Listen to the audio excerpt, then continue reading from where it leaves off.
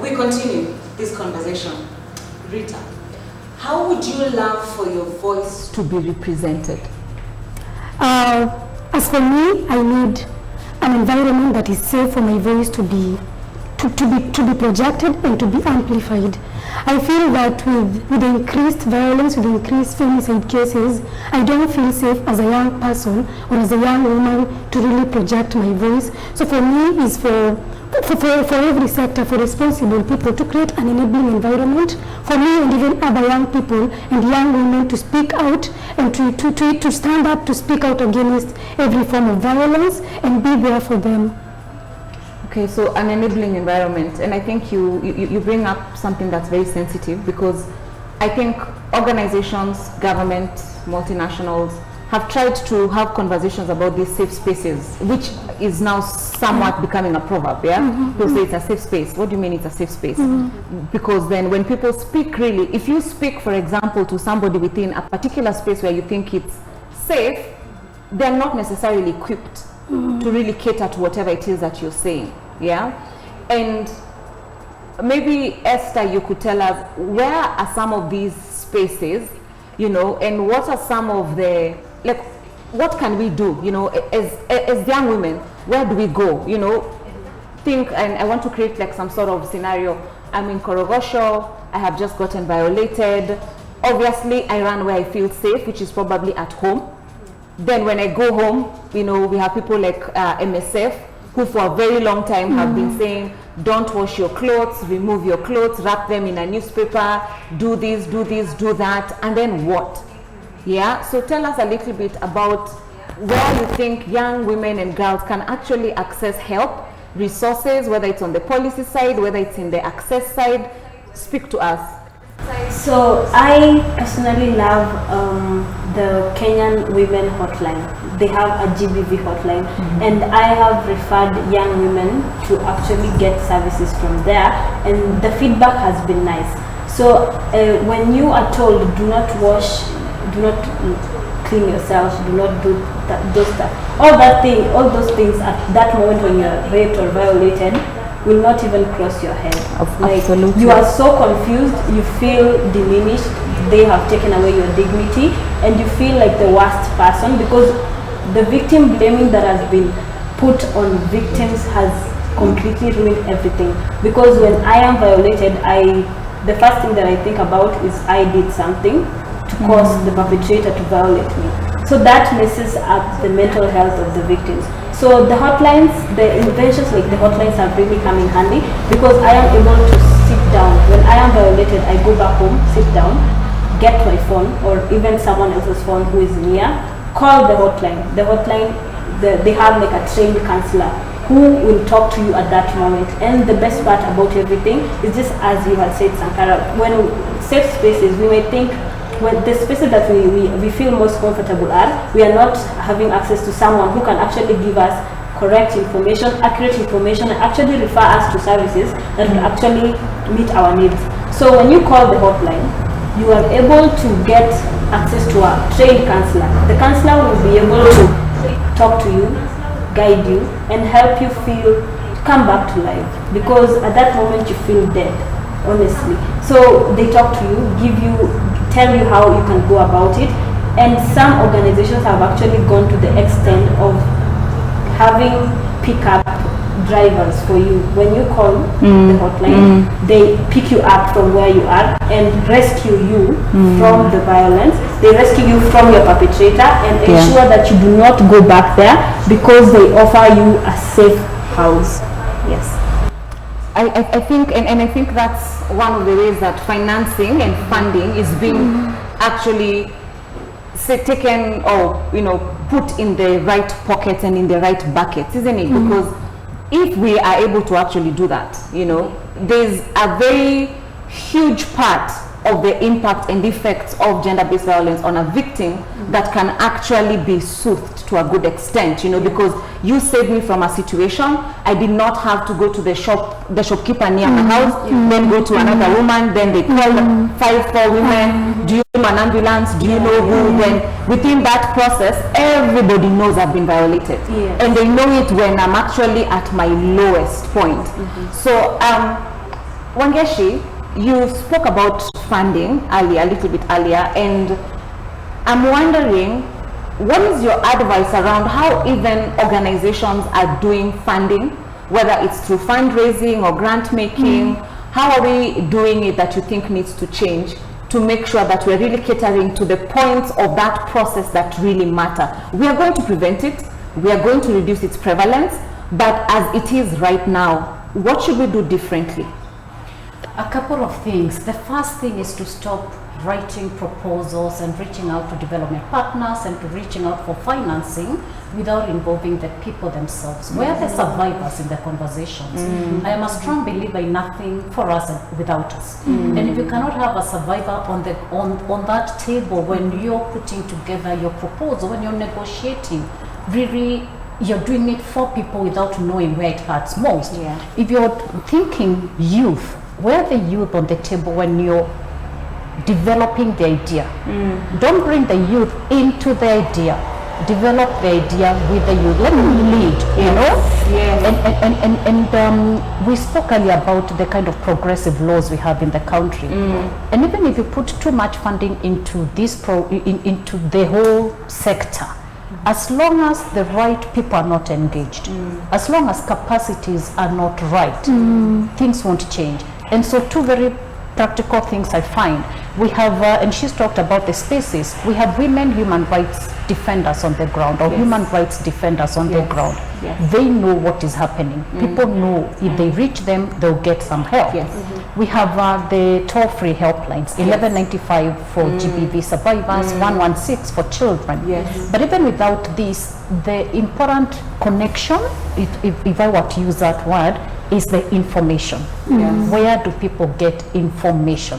If I have information, then I can participate in decision-making processes. If I have information, I can reach out to Akilidad and say, if we look at this area of work, we are likely to make a difference in Kenya. We are going into elections in 2022. From my experience working in this sector, there's always tension and violence against women in elections.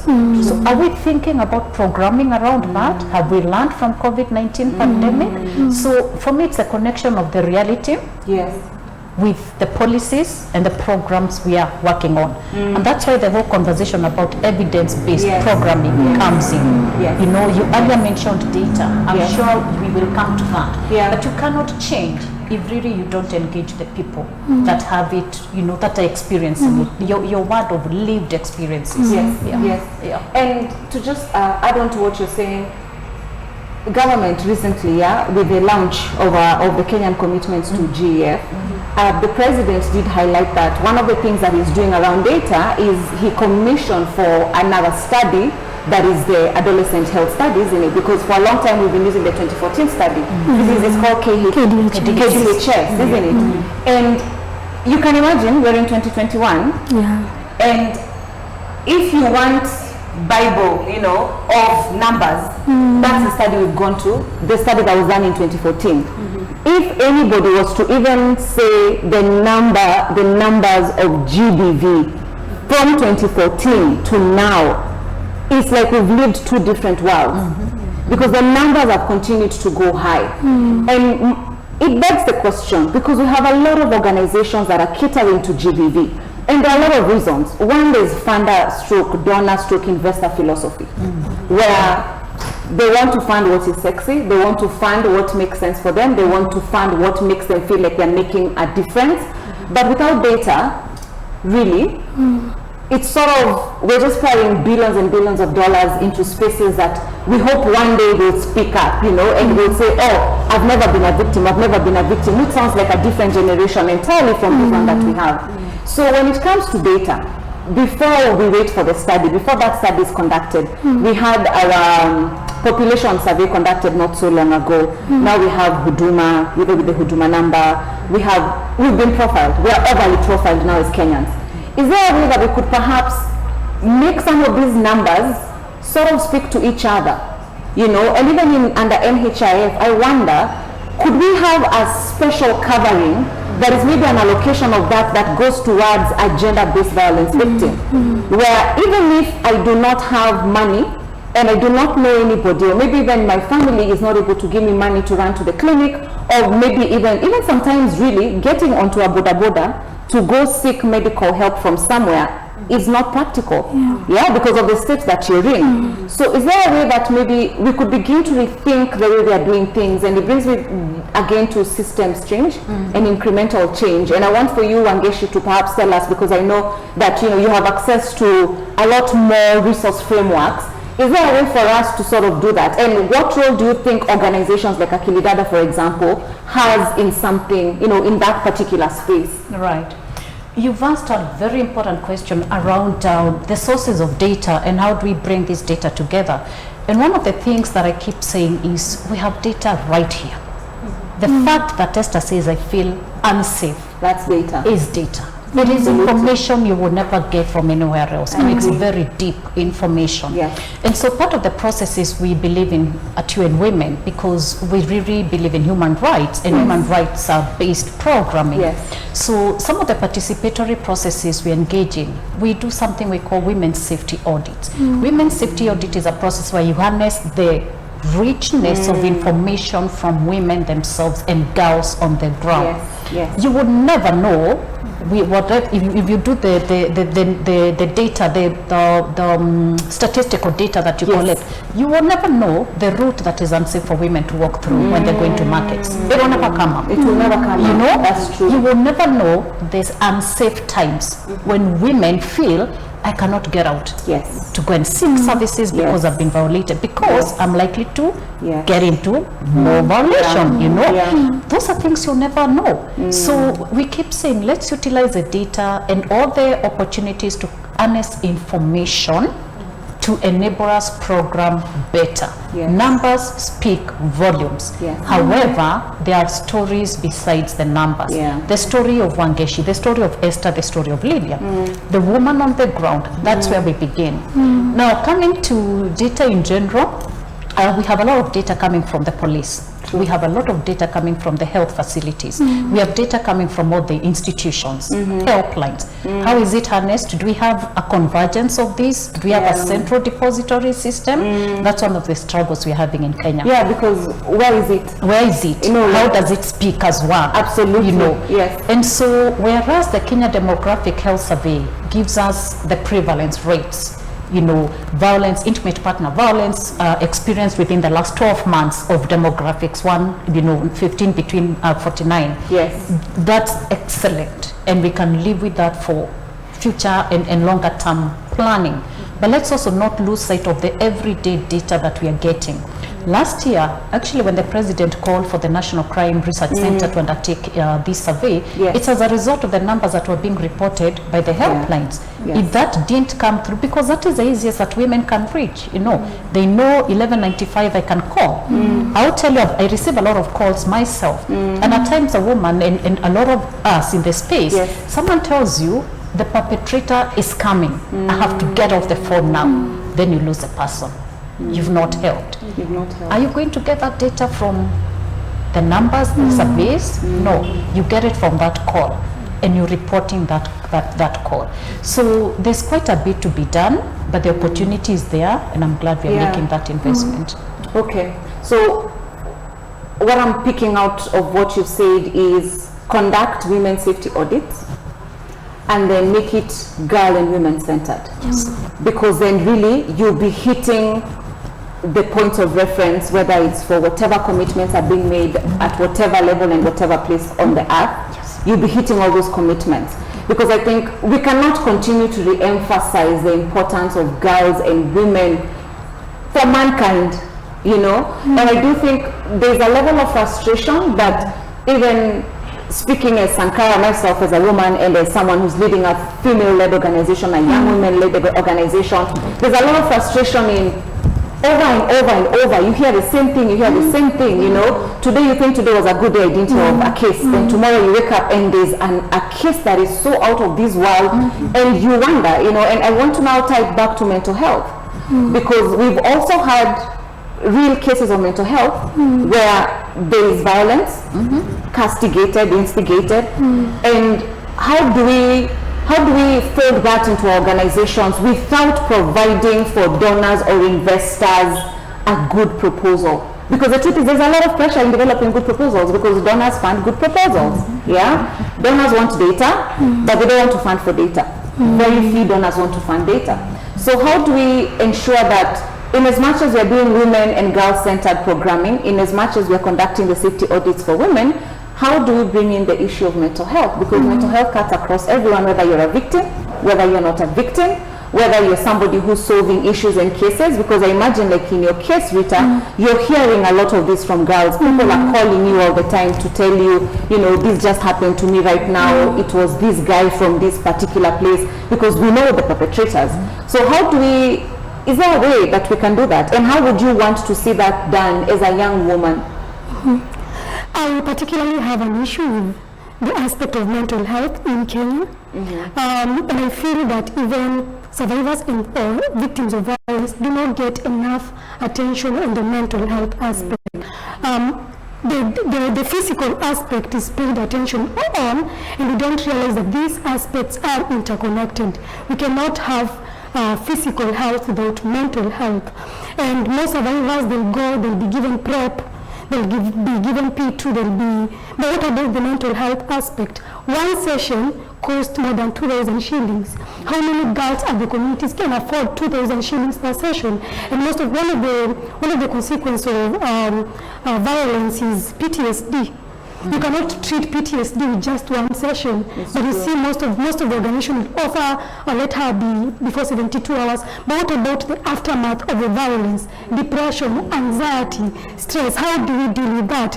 And for me, maybe we need to start from there, because you treat you give me PrEP, but I'll be seeing this person every day. How do you treat I will live with this reality that I had been raped, that I had been beaten, I had been, and for example, in my instance, I had panic attacks because I would see this person or dream with this person, and you can imagine I had no, and this person is our neighbor, our house is iron sheet made, so this person walks towards me, I feel panic attacks, but again, I can't access these services because mental health it's just so expensive. So for me, integrate mental health in some of these responses. And it's not just one session, strengthen them. It has to be a need basis. What are women facing? What is the impact of violence on the mental health of individuals? So for me, strengthen spaces where women can talk about their issues. And I particularly would like to mention Jerry the woman behind Yusikimwe, because I see a lot of conversations about women who've gone through issues, and she promotes conversations about this, and she links women and even young.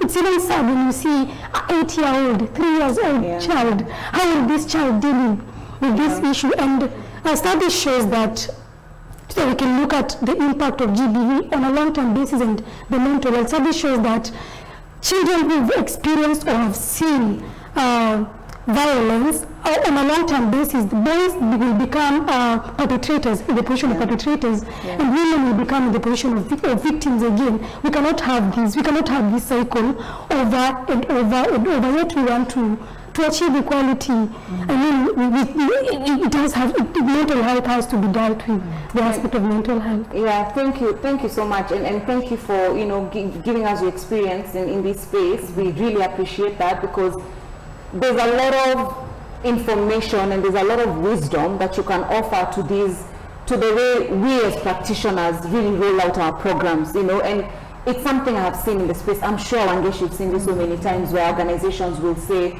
oh, we offer mental health sessions, we pay for them, but then the counselor that's coming in is maybe paid, say, 500 bob an hour, and when they're given the 500 bob an hour, like you've rightly said, I cannot possibly get treated for PTSD for 1 hour.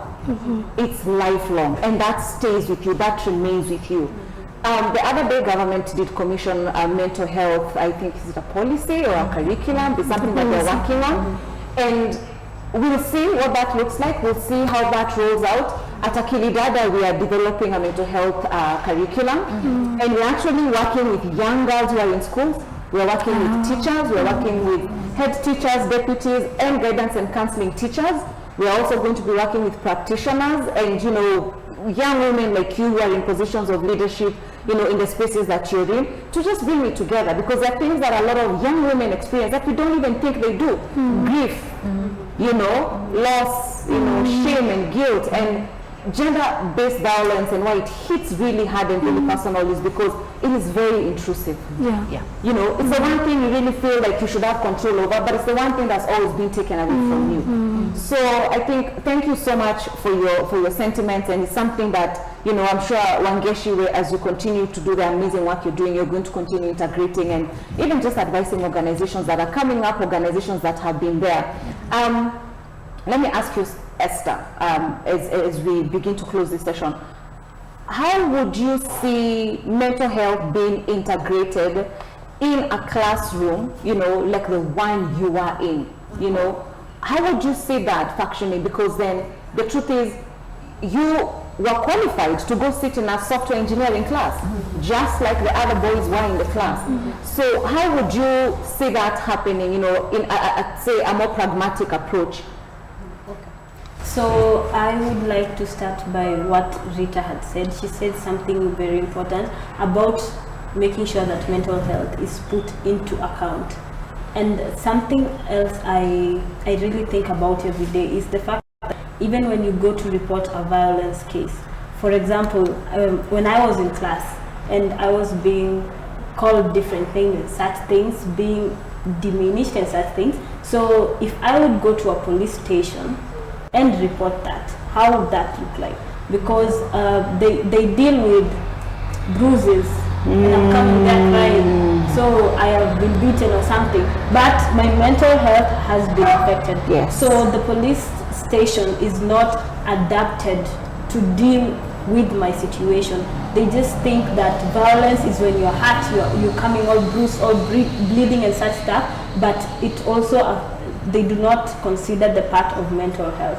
So I think that having mental health at the back of our mind is very important.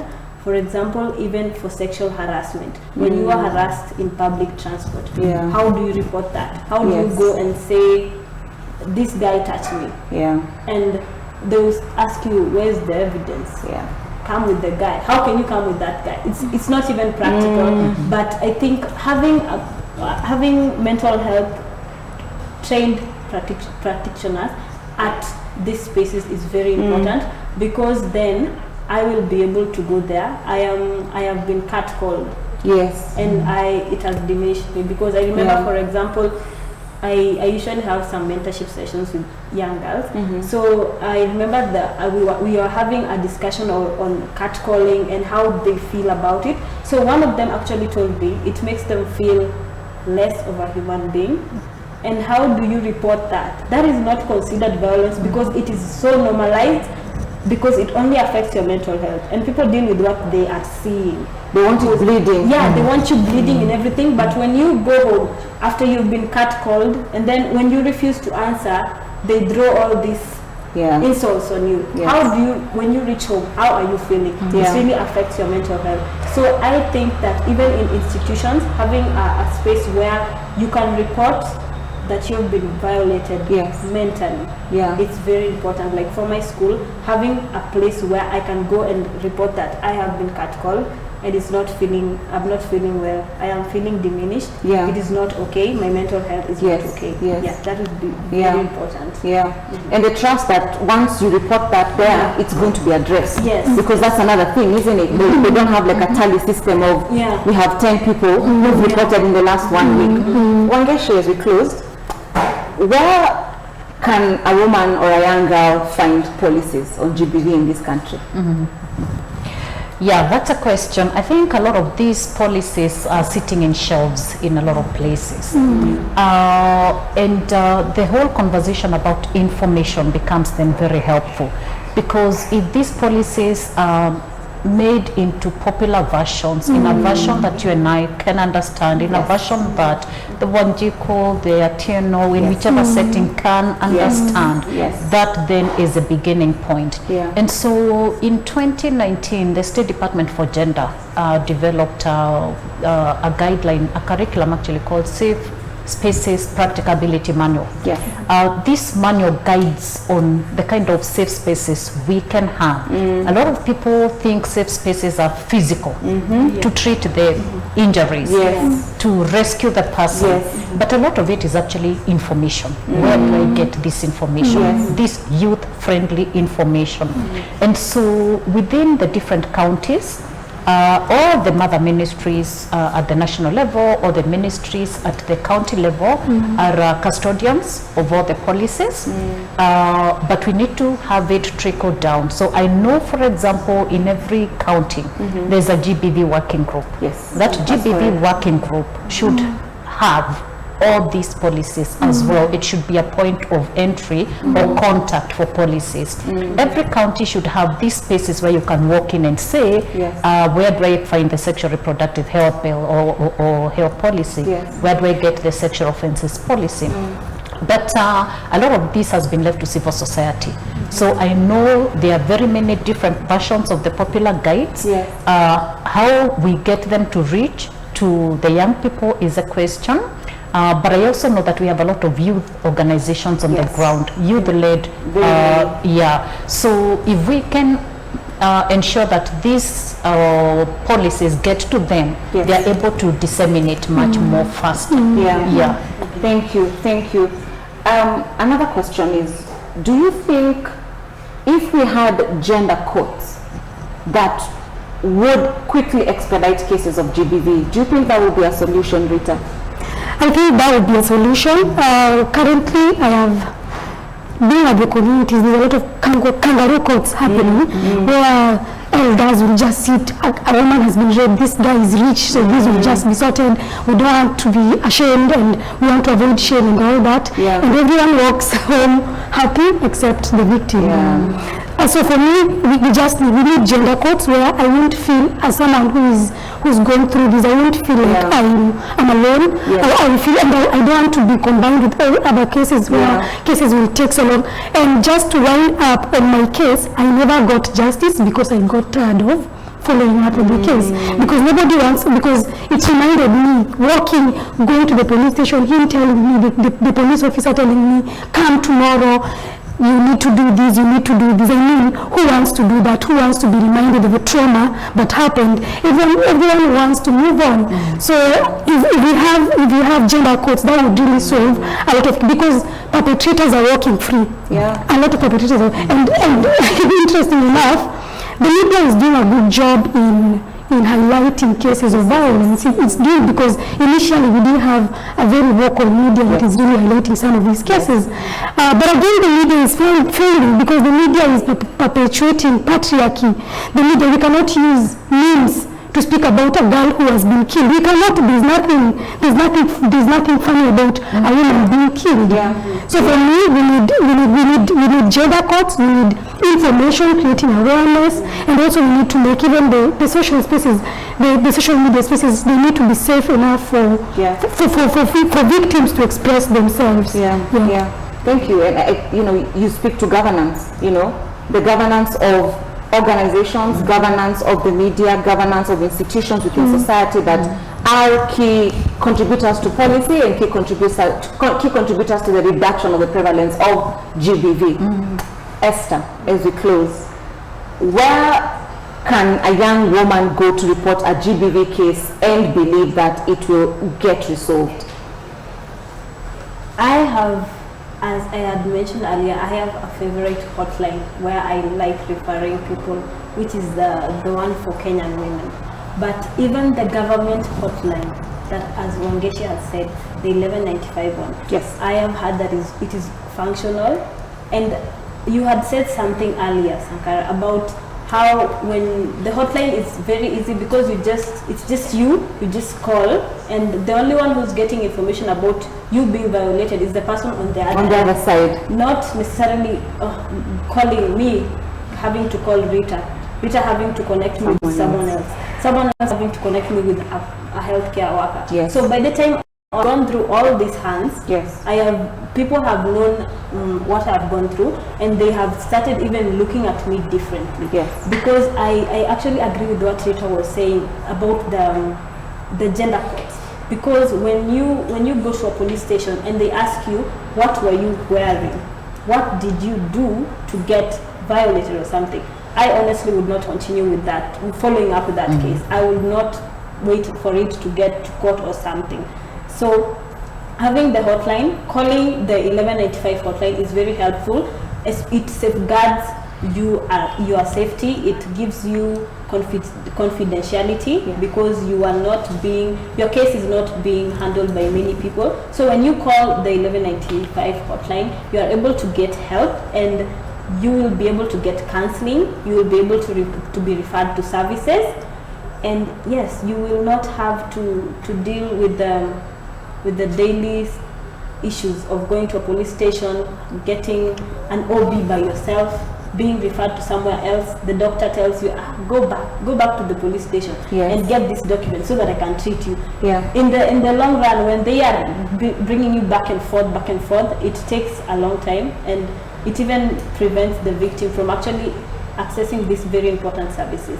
And for me, I think that even the government and the private sector and the civil society should just partner up, because when we divide this work, it becomes easier for us. We divide the work among government, civil society, and even the private sector, because doing it as different entities. We are doing our own, and we are doing everything. The government is doing everything on its own. They do not reach to the people. If the civil society is doing everything on its own, they're not doing everything. If they could just all agree. Like the government, they give us data. Civil societies program according to that data. And the private sector supports in various ways according to what the government has given and what the civil society is giving. So partnerships, and even for the hotline partnerships, because we also have very many different hotlines that are trying to do everything and they are not capable of doing it. So we just partnering up, having the hotline linking up to another hotline, like maybe having a hotline for where I can be able to be guided on how to report the case, getting an OB and such things, and another hotline just the same thing, but I'm referred to somewhere else where I am able to get services and such things. Having all this connected so that I do not have to struggle to do, like a hotline is trying to do everything, but they are not capacity built for it. Thank you very much, and thank you all three of you for contributing and for really sharing your experiences. I'd love to applaud you, Rita, for going through the system and being disappointed by the system, but still staying for other women and girls. I think that is very bold and brave. And we can all agree that the work that we do around women and girls, really, whatever thematic space, really requires a lot of audacity. It requires a lot of audacity. We have to be bold, we have to be tenacious, and we really have to have a spirit that doesn't tire. It's not a space for lazy spirits, for the lack of a better word. So from today, what we've had is girl-centeredness, community-centeredness, using data, evidence-based type of work, ensuring that the work that we are doing is inclusive. And I love the phrase that you coined, Wangeshi, that was nothing for us without us. At Akilidada, we believe African women can, will, and do lead. Thank you, and see you again soon. Asanteni. Bye-bye.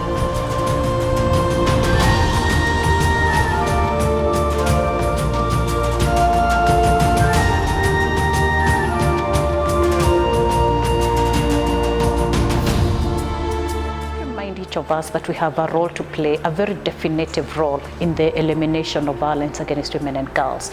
How do we provide safe spaces and conducive environment for young women to really tell their stories and to really heal from the traumatic experiences caused by violence? My highlight for the day was the fact that I was able to sit in a great panel with amazing women and share experiences, and actually to know what they are doing to ensure that young people are able to be included in the Generation Equality Forum. Personally, as a leader in this space, what I'd like to dedicate and commit myself, my brain, my soul, my mind towards is ensuring that we have eliminated gender-based violence, but more so, we actually use other thematic spaces such as leadership, such as education, to cater to the main points of the GF commitments as reference points.